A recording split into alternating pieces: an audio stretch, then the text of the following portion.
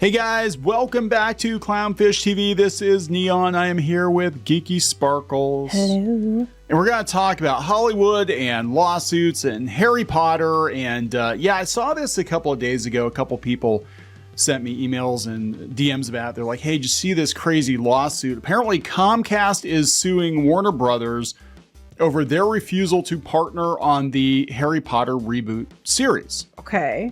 Does Universal, they have the theme park rights, but does that apply to this other stuff? Yeah, they said under the deal, Warner Brothers, this has come from the Hollywood Reporter, was allegedly obligated to present Sky with opportunities to co-produce at least 4 shows per year from 2021 to 2023. Warner's caused a lawsuit, a baseless attempt to gain leverage in upcoming negotiations.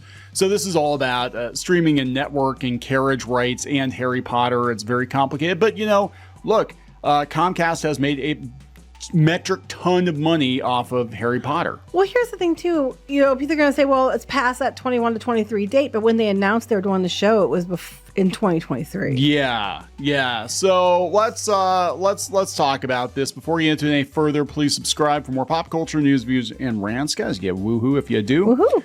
Go out to Clownfish Minus, our non-plus club. Join the Reef. You get your first month 50% off. We got different tiers. You get exclusive stuff like, videos and podcasts. I just put a new podcast up yesterday, and you also get a discount on merchandise. And yes, anyone can buy the merchandise, but you get a discount if you're a member of the Reef. And we got some stuff out there. We got more stuff coming, so check it out. Just to bring up some sad news related to Harry Potter, Dame Maggie Smith, passed away the same day they announced this lawsuit, by the way. Well, also a year ago today was Michael Gambon. Yes, who was Dumbledore. And people were making horrible comments about J.K. Rowling, hoping that next year is her turn. But it is kind of weird, September 27th and September 27th. And we've lost most of the teachers at Hogwarts at this point. We've lost, Hagrid and both Dumbledores and Snape. So yeah, R.I.P. Dame Maggie Smith. So this is coming from the Hollywood Reporter. Let's see what's going on here. They said a legal brawl has broken out between Comcast's Sky and Warner Brothers Discovery, with a European media giant suing over breaches to a 2019 deal for exclusive rights to shows. Okay, well, if they had a deal, though. If they had a deal, they had a deal. In a lawsuit filed Friday in New York federal court, Sky said Warner Brothers is obligated to offer the opportunity to partner on at least 4 shows per year, including the upcoming Harry Potter series, but fell far short of that mark for nearly the entire duration of the contract. Instead, Warner's has largely disregarded the parties' agreement and sought to keep the Harry Potter content for itself so it can be used as the cornerstone of the Max streaming service in Europe. Okay, so they're launching that in Europe, okay. But this could create some bad blood because, of course, Comcast owns NBC Universal and it's Universal theme parks that have the Harry Potter attractions, right? So now I'm like, are they going to base, going forward, are they going to base the Harry Potter attractions on just the movies? Or I kept thinking, well, maybe the reason they're doing these shows is so they can have some new stuff, to base theme park rides on, because that's a huge part of the Harry Potter machine, right? Even when there weren't movies out, or even when Fantastic Beasts did very, very poorly, the theme parks were making money hand over fist. Well, they're saying this is like Sky wants to be, they think that they want to be co-producer on this new show. And if you go to the next paragraph, they said Warner is having a fit because they said that their deal expires at the end of 2025. But if you were supposed to offer them a partnership and you didn't, on any of the stuff, it doesn't matter if it expires at 2025. You still are supposed to offer them a partnership, to be, because that could be extended. You know what I mean? Yeah. So this is so weird because at this point, like, look, HBO does have some really good shows.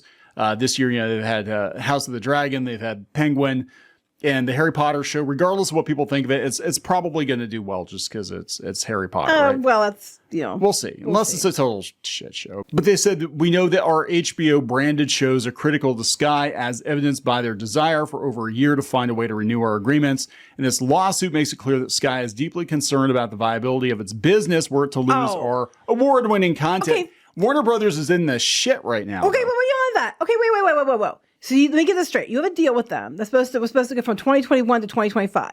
You're supposed to let them partner with you on 1 to 4 Harry Potter projects, which you did not do. You have this new one coming out. It's the only one you're doing. You don't want them to partner with you because the deal ends in 2025, but then you're trying to say, well, they need they need you more than you need them. That's what your argument is. It doesn't matter if you're breaching the contract. Without seeing the contract, I don't know if they are. But if you are, then that's you can't say, well, you need my content, so you have to let me do what I want. That's not how this works. Yeah, so they're saying they kind of blew it. According to the complaint, Warner Brothers agreed in 2019 to offer Sky the opportunity to co-produce at least 4 original series per year from 2021 to 2025. The offer must be presented immediately after Max orders the first season and must include all information related to the series, the lawsuit says. Under the deal, Sky is required to select a minimum of 2 and has complete discretion to pick from the proposed slate. Warner's has never upheld its end of the party's bargain, they said.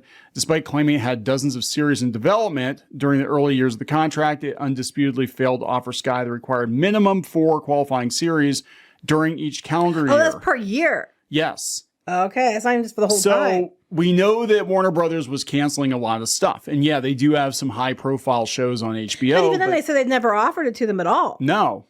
For the series, the company did present to Sky that allegedly withheld critical information about the production. So yeah, they said the dispute reached a boiling point in 2023 when Warner's issued a press release announcing that they're going to do a new Harry Potter series. Sky alleges the show meets all the criteria for a show, that it must be offered 1 hour in length, plans for multiple seasons, and produced by Warner Brothers Television for premiere on Max.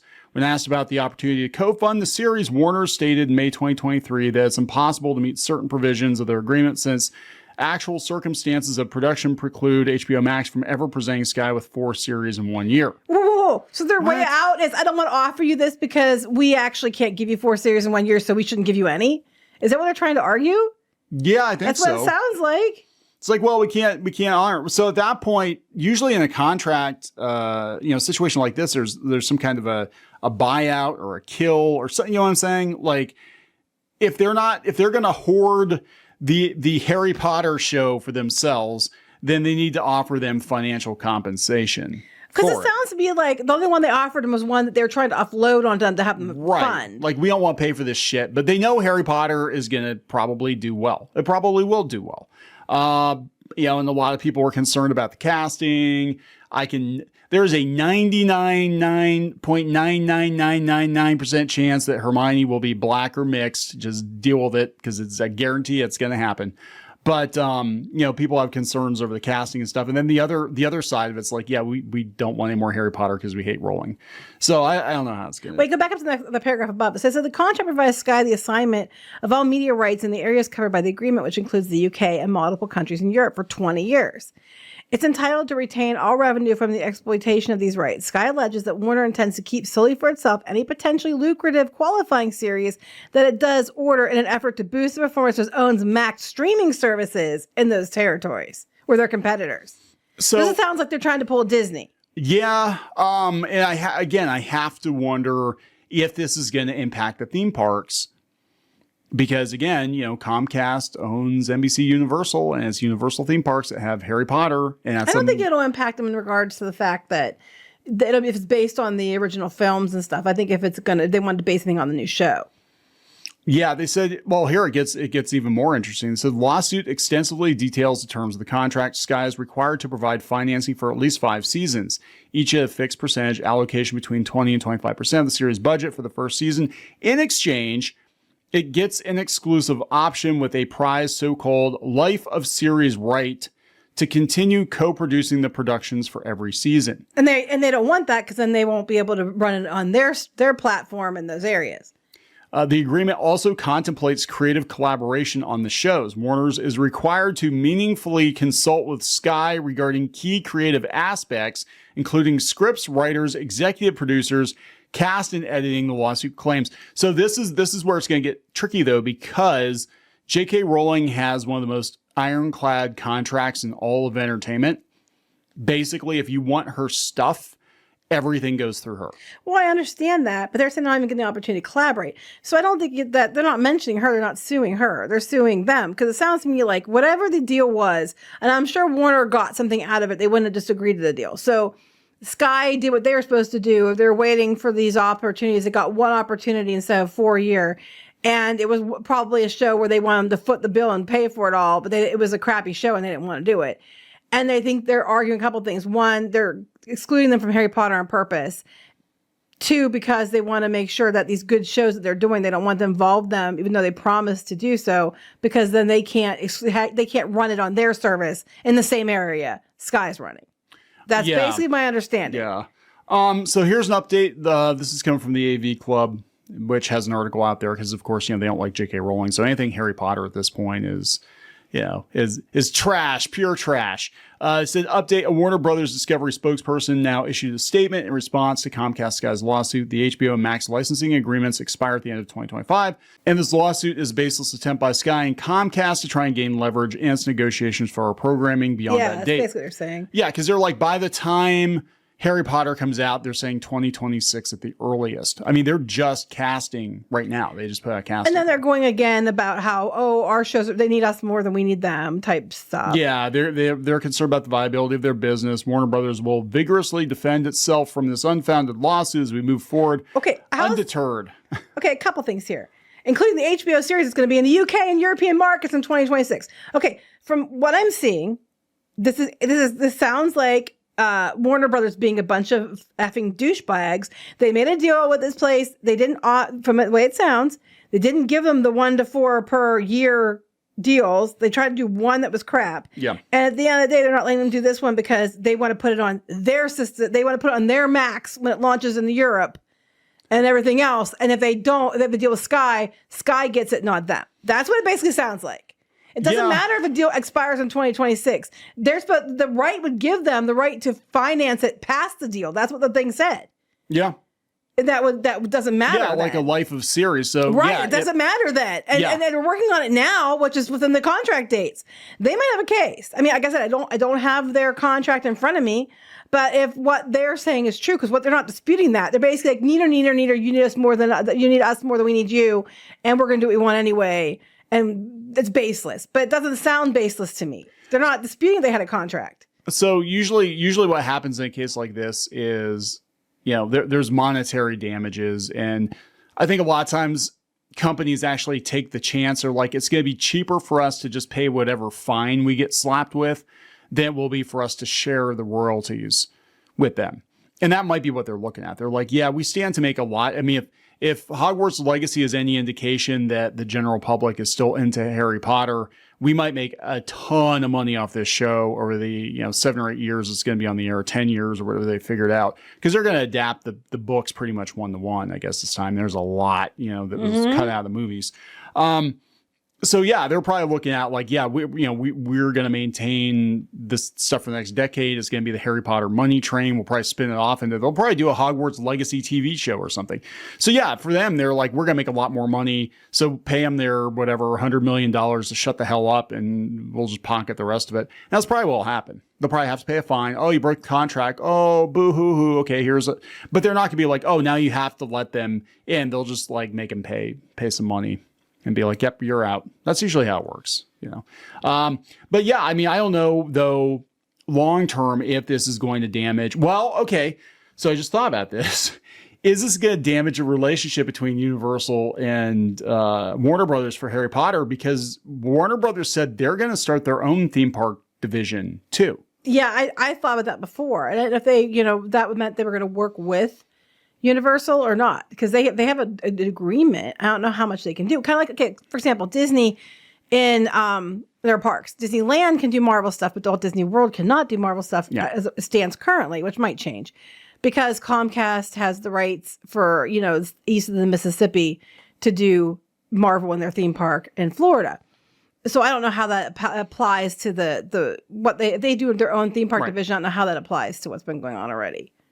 Yeah, so I love this. No one wants this show, AV Club, because AV Club's so full of shit half the time. Obviously, a lot of people want it. This is just like, Hogwarts Legacy is going to be a massive failure because all the gaming journos don't like J.K. Rowling. It's like, no, a lot of people like Harry Potter and J.K. Rowling. And yeah, Fantastic Beasts didn't do that well, but I don't think they really made it clear to the general public that this was actually a Harry Potter movie. I think that's why they were trying to pull in Hogwarts and Dumbledore, toward the end, because they're like, I don't think people are getting this as a Harry Potter movie. I don't think they understand. But yeah, it's probably going to do really well, especially if they throw some bucks behind it. I mean, HBO has a good track record with this sort of thing. They did his Dark Materials. They went back and redid that, and I thought it was fan-freaking-tastic.